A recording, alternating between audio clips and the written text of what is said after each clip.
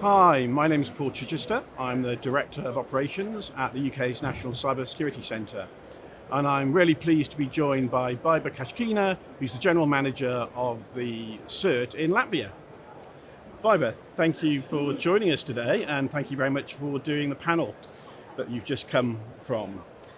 So just sort of thinking about some of the conversations you had there and thinking about the last year that you faced as a sort of a CERT, what would you say the main threats are that you're observing over the last 12 months, and where would you say they're coming from?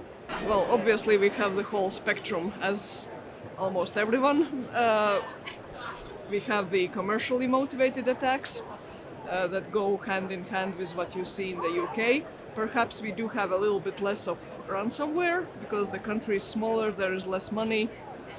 We do have a lot of fraud targeting banks directly and trying to get people's credentials because everything is digitalized, everyone has digital ID, etc., etc. That's one of the big buckets we are looking at. The other one is hacktivism. It was especially active starting from 2022 when the war in Ukraine started. There was a lot of DDoS attacks against all kind of infrastructures, all kind of information operations, also combination of fake news with some hacking, and then you have to really see what is false and what is true in something that attackers are claiming. But I would say that this is now really not something we are very much worried about. For DDoSes, we are mostly protected. Everything that it has to be online is put behind proper protections. So there are very few instances when we really feel some impact from those actions. And then, of course, we have the third bucket that people talk less about, that is not so numerous, but that is most dangerous, most threatening, which is state-sponsored attacks that are targeting always important bits of our infrastructure, critical infrastructures, public sector, in some cases also private sector, universities. And luckily, in our case, the goal is not to disrupt our services, but to be there, to steal information, to have foothold, to prepare for whatever things happen in the real life, to have also stance in the cyber world. So our challenge and our goal, of course, is to find those instances as early as possible and to eradicate the attackers. And that's not easy. No, not at all. So I think for obviously a lot of other organisations watching this, what would be the sort of things, the key things you maybe learned over the last year that others should be paying attention to? In most cases that we've seen, attackers are not using anything very sophisticated. It's not. It's in very rare cases 0 days. It's in very rare cases some really sophisticated scheming. In most cases, people fail with the very basic things. Authentication methods, passwords. I'm really sort of even ashamed to say, VPNs, no second factor. Very simple things, something we've been thinking and talking about for 15-20 years. And still, attacker needs to find only one weakness. We have to protect everything, and that's the difficult bit, really. And I think, so I suppose the good news for us as a community is they are the same things we're seeing, and so if people focus on those, again, I think they're going to make a significant impact. Exactly. Simple things, for example, for VPN, don't open it to the whole world. If you know that your colleagues are working from your country, from UK or Latvia, limit it to the country. It will make a big difference. Yeah. And simple things like that. So, obviously, in the panel, there was a discussion really on preparation as well as response and recovery. So what are the key things you would say in terms of preparing for an incident? Well, preparing and prevention is definitely something we want to push as much as we can on, not to get to the stage when you have your systems encrypted or some other things happening. So it's education, awareness raising exercises. That's one of the big bits that people have to do and can do. The other part is something that we can do from our side as a CERT-LV, as National Cybersecurity Center of Latvia. We are offering a lot of services to state institutions, municipalities, also private sector that are essential and important entities. For example, we have DNS firewall for the whole country now in the legislation. So as soon as we learn of anything that we establish as malicious, we put it in the DNS firewall to protect everyone who is not smart enough to change their DNS resolvers, basically. So that's one bit. And we do see a lot of really instances where incidents are prevented.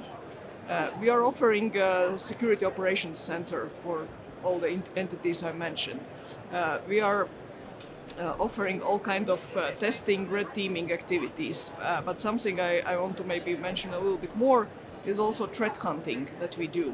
And we do that in the cases when either we have some indication that there might be an incident happening, or there is a strong intention from the owners that they want to have this very in-depth check, or we decide together with security agencies that this is a sector we should be focusing on.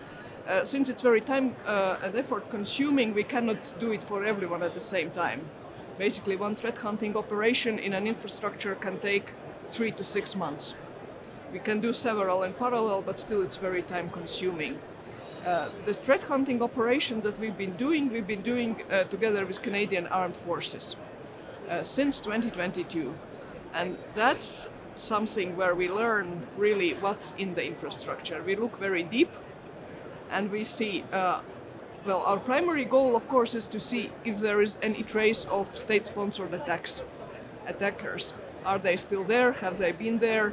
So that's our primary goal. But on the side of that, we also try to look what best practices are implemented in the organization and which ones are omitted. What kind of sort of potential entrances for attackers we see from looking this in depth. And then when we report to the organization our findings, of course, the main part is about whether we did find or not the attacker, but then we do both. We not only list all the bad things we saw that they should improve, we also try to list all the good things we see, so that it's not very depressing for IT admins that they just have this long list of to-dos, but also those things that we see are implemented and are good, are up to standard, we try to also praise those, and I think that's important, not to be this person just seeing the bad things. Yeah, and so you touched on sort of working with allies there. How important do you think sort of allies and NATO and the sort of broader community is to countries like yourself? For us, the collaboration with Canadian Armed Forces have been very, very productive. It's maybe hard to imagine the extent to what we collaborate and the level of trust we have achieved through these years. But there are 5 to 6 members of Canadian Armed Forces constantly located on our offices. They rotate every 6 months. So we have a team there that is working hand to hand, shoulder to shoulder with my colleagues on threat hunting operations. And then a couple of times per year we have larger surges where more people from Canada come, and also we try to invite other partner nations.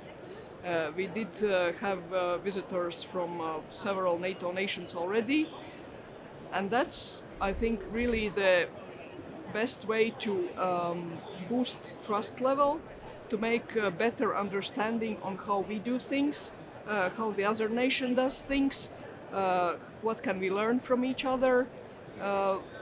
For us, this collaboration has been really, well, I think the best showcase on what means to support each other in an alliance. In our case, Canadians have been supporting us with the resources, but we have been providing them unique opportunity to see environment as it is on the eastern border of NATO alliance. They cannot see that at home. You probably cannot as well. Absolutely. So you're welcome to come. Yeah, and we will, and thank you. And I think, again, that's sort of a fantastic example of hugely impressive partnership and what you can achieve by doing that. And I know there's a lot of international representation here today to try and sort of further that as well. As a result of this collaboration, we also have a course developed on threat hunting, which we already gave twice and plan to deliver again this autumn, and also threat hunting cookbook, which is publicly available. We have restricted version and public version, so this is something that we try to give to the community to show what have we learned, how we are doing things, so that others can learn also from that. And I think it sort of speaks to the real importance as well of operational security, so not just doing all the things you talked about preventative measures, but actually actively going and looking for vulnerabilities, actively going and looking for adversaries and trying to find them first. Yeah, this is really on the borderline.